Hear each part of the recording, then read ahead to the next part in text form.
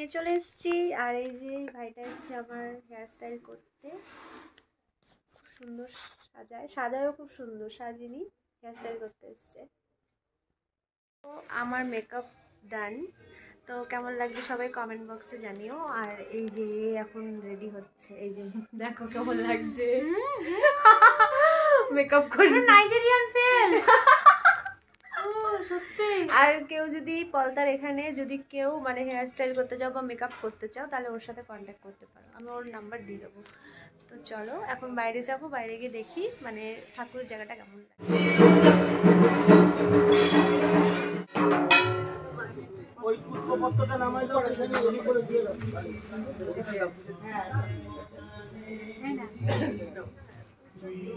মেকআপই হচ্ছে না, মানে মেকআপ না, এখনো হেয়ার স্টাইল হয়নি। কটা বাজে? 7:30 বেজে গেছে। ওই কত ধৈর্য পড়ে যাচ্ছে। এই যে সাহেব রেডি হচ্ছে, সাহেব টাকা সব গ্রিন গ্রিন। এখন আমরা আমি বাইরে এসেছি, আর এখানে দেখো কফির স্টল দিয়েছে। আর এখন সেরকম লোক আসেনি, এখন বাজে হচ্ছে মোটে সন্ধ্যে 6:30। তো এখনই পুজোতে বসে গেছে। তো এই যে এখানে ঠাকুর বসেছে, আর এখানে এটা রতনদা দাদা, তো ওর সাথে একটু গল্প করছিলাম। আর পেছনের জনকে তো তোমরা সবাই চেনো, রফিক, ঠিক আছে। আর এখানে রয়েছে একতা, তারপরে বৌদি, সবাই রেডি হয়ে চলে এসছে আমাদের বাড়িতে মজা করার জন্য। তো আমাদের ভীষণই ভালো লাগছে, সবাই আমরা ভীষণ মজা করছিলাম। আর এইখানে দেখো এরা সাহেবের বন্ধুরা, তারপর আমার ভাইয়ের ফ্রেন্ডরা সবাই রয়েছে। তারপরে এখানে আমার কিছু বন্ধু আসার কথা ছিল, বান্ধবী বন্ধু, তো ওদের জন্য ওয়েট করছিলাম, তো ওদেরকে ফোন করছিলাম। আর ততক্ষণ বৌদির কাছে ফোনটা ছিল, বৌদি ভিডিও ধরে দিচ্ছিল। আর প্রায় আস্তে আস্তে অনেক লোকই আসছে, প্রায় তখন এখন 7টা 7:30 মতন বাজে, প্রায় অনেক লোকই আসছে, বেশ ভালো লাগছে।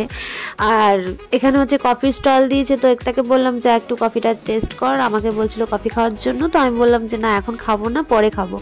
তো ওরা কফিটা খেয়ে বললো খুব সুন্দর হয়েছে, একবার টেস্ট করে দেখো, খুব ভালো লাগছে খেতে। আর এইদিকে আমাদের খাওয়ার ব্যবস্থা করেছিল, রাস্তা দিয়ে যারা যাচ্ছিল তাদেরকে দিচ্ছিল এখানে পোলাও, আলুর দম, পায়েস। আর ভেতরে পার্সেল সিস্টেম করেছিল বাইরে, মানে বাড়ি নিয়ে যাওয়ার জন্য। আমরা এখন ফটো তুলছিলাম বাইরের দিকে। আর এখন শ্রাবণী রেডি হয়ে আসলো, তো ওকে ভীষণ সুন্দর লাগছিল দেখতে, কারণ ওর চুলটা এতটাই মানে দেরি হয়েছিল, বাদ দিয়ে প্রায় 1 ঘন্টা লেগে গেছিলো চুলটা করতে। তারপরে দেখো এখানে প্রত্যেকবার মতন এইবারও বাজি ফাটানোর করেছে। তো এই যে বাজি ফাটাচ্ছিল, কিন্তু দুঃখের বিষয় বাজিটা উল্টো বসিয়েছে। যাই হোক, যেরকম ফাটানোর কথা সেরকম ফাটেনি বাজিটা, দেখে বুঝতেই পারছো। তারপরে এখানে দেখো আমার বন্ধু চলে এসছে, এটা দেবনাথ আর ওর গার্লফ্রেন্ড। তো ওদের সাথে অনেক দিন পর দেখা হয়েছে আমার, আর বেশ ভালো লাগছে। সেই আমার বিয়েতে এসেছিলো আবার এখন, তো খুব ভালো লাগছে, খুব মিষ্টি, ওকে দেখতে। ওর নাম বর্ণালী।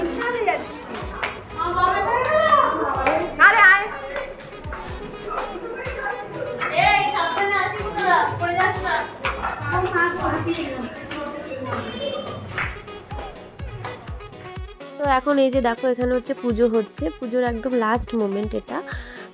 আমরা তো ওপরে গেছিলাম ফটো তুলতে, আর এখানে দেখো এই সব যজ্ঞ হয়ে গেছে, অঞ্জলি দিচ্ছে সবাই। আর এখানে যজ্ঞ করছে, এখানে শ্রাবণী বসে আছে, আর এখানে আমরা এখন বসে আছি। আর খুব ভালো লাগছে, মানে মায়ের সামনে বসে থাকতে না ভীষণ ভালো লাগে পুজো দেখতে। তো বেশিক্ষণ থাকতে পারিনি, কারণ এদিকে সবাই এসেছে, সবার সাথে কথা বলা সব কিছুই আমাকে করতে হয়েছে। আর পুজোর এখানে মামি আর মাসি ছিল, ওরা ছিল উপোস, তো এর জন্য বেশিক্ষণ পুজোর এখানে থাকতে পারিনি। যেটুখানি টাইম ছিলাম ওটা রাত্রের বেলার দিকে। তো এখানে এখন দেখো পুজো হয়ে গেছে মোটামুটি। আর এখানে এখন একটুখানি, তাই জন্য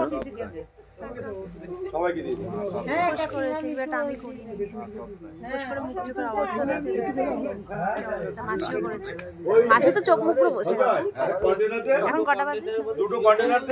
11:30 বাজে। 11:30 শেষ হলো।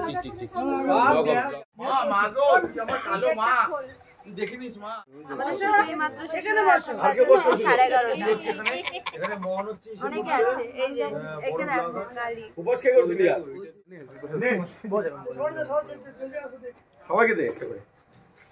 দাদা একটা বেশি গান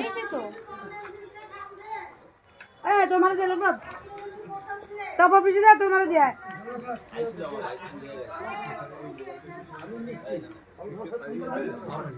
এটা আমার ফেভারিট মিষ্টি বলি দাও আর ছেড়ে দাও ভাই কি লাগিয়েছে আই গালে উপকা উপায় বলো ওম নমঃ শিবায়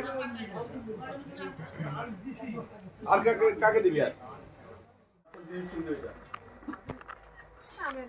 না খাবে না একটুও খাবে না দাঁড়া ওদিক দিয়ে তুলি হ্যাঁ আবার কি খুঁজিস যথেষ্ট খাওয়া হয়ে গেছে আবার কি খুঁজিস তোর কি হয়েছে আমরা এখন ফটো তুলছি আরে কে গেল এরা ফ্ল্যাশ দিয়ে ভরে দেয় যা ফ্ল্যাশ দিয়ে আমি ফটো তুলবো সামনে তারপর তো করে দেব একটু মাথাটা ঘোরাও না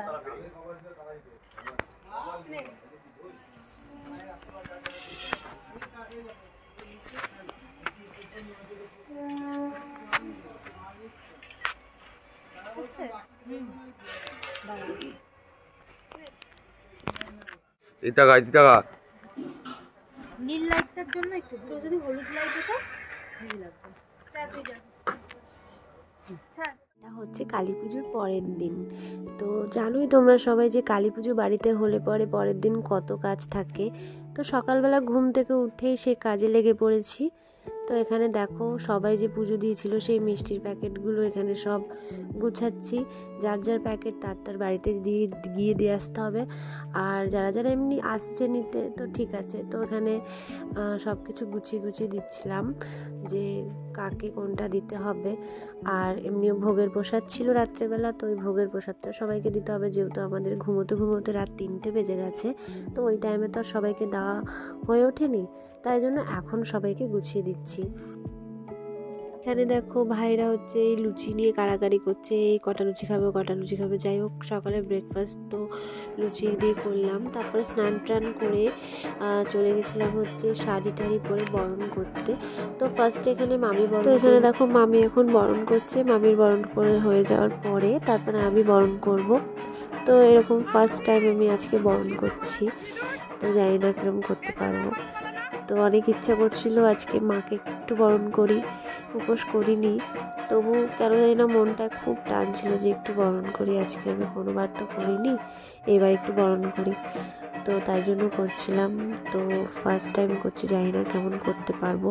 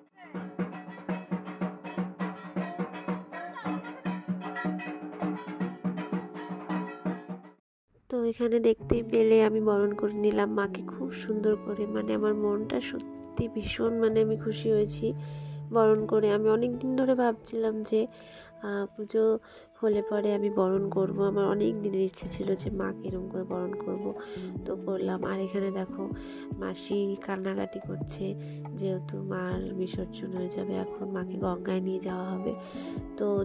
তো মেয়ের বিয়ে আর মায়ের পুজো তো একদম সেমই, তো তাই জন্যে খুব কষ্ট লাগছে, মানে কি বলবো, এত সুন্দর করে কালকে আমরা সব কিছু করলাম আর আজকে বিসর্জন হয়ে যাচ্ছে মার। তো মার কপালে সোনার টিপটা ছিল, তো ওটা খুললাম, আর একটা খড়গ ছিল ওটা ঘরে রাখবো দেখে দুটো খুলে রাখলাম। আর এখন মাকে গঙ্গায় নিয়ে যাবে সবাই মিলে, আমরাও যাব। তো আমি কি এডিট করবো, আমারও ভীষণ খারাপ লাগছিল। তো যাই হোক, মানে এত সুন্দর হয়েছে না ঠাকুরের মুখটা, দেখার মতো।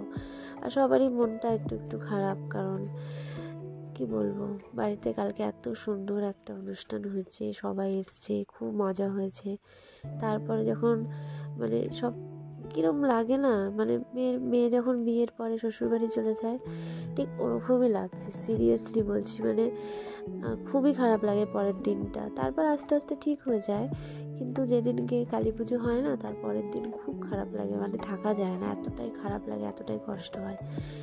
তো আমি রেডি হয়ে গেছিলাম, তো ভাবলাম যে যাই গঙ্গায়, আগেরবারও গেছিলাম, এইবারও একটু ইচ্ছা করলো যাওয়ার জন্য। তো মাসিকে বললাম তুমি যাও, রেডি হয়ে আসো, তারপর আমরা সবাই মিলে গঙ্গায় যাব। এই যে এখন আমরা ওই ভ্যানেরটাতে বসেছি, আমরা ভ্যানে বসে যাব আর মাসি ওরা বাইকে করে যাবে। তো এই যে এখন হচ্ছে চলে এসেছি হচ্ছে গঙ্গায়, নামলাম জাস্ট, নেমে হচ্ছে দেখো কি সুন্দর লাগছে ভিউটা।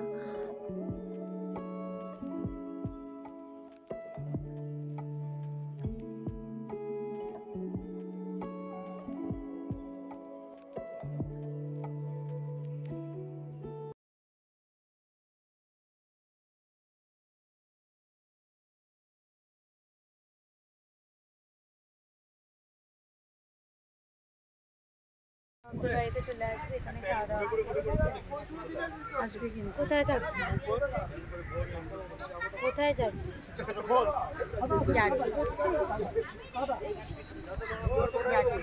আমরা ঠাকুর ভাসান দিয়ে চলে এসেছি, কারণ তখন ওই টাইমে একটা ভিডিও করতে পারিনি।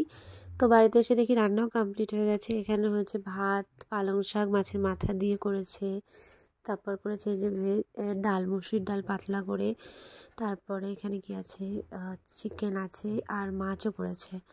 চাটনিটা কালকের ছিল, এটা করেনি, মাছও করেছে। আর এখানে দেখো চিকেন হচ্ছে ভাই বাড়ছে, কারণ অনেক লোকই খাবে, প্রায় 50 জন 60 জনের মতন খাবে। আর এখানে হচ্ছে মাছটা, তো সব কিছু বাড়ছে।